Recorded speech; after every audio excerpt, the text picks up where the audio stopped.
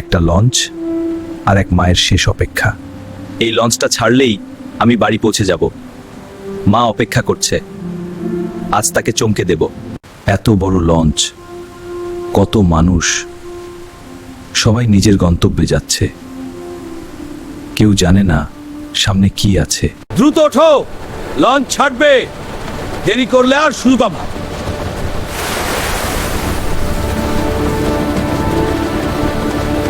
ধাক্কা দিও না, আস্তে ওঠো, এই ভিড়ে পড়ে গেলে কেউ বাঁচাতে পারবে না। লঞ্চ ছাড়ছে, নৌকা থেকে লাফ দিয়ে উঠতে হবে, না হলে মিস হয়ে যাবে। না, এখন উঠা বিপজ্জনক, লঞ্চ চলছে, একটু ভুল হলেই পড়ে যাবা।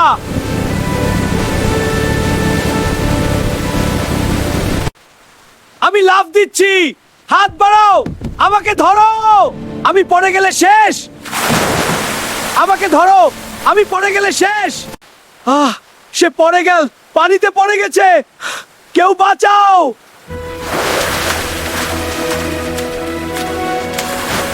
দড়ি দাও, গামছা দাও, দ্রুত টেনে তুলো, সময় নেই।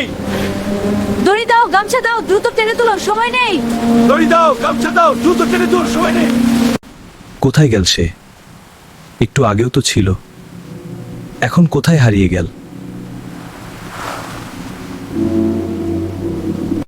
আমার ছেলে কোথায়? কেউ কি দেখেছেন?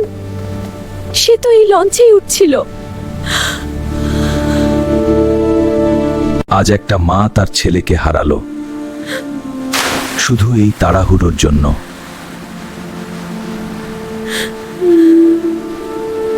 একটু তাড়াহুড়ো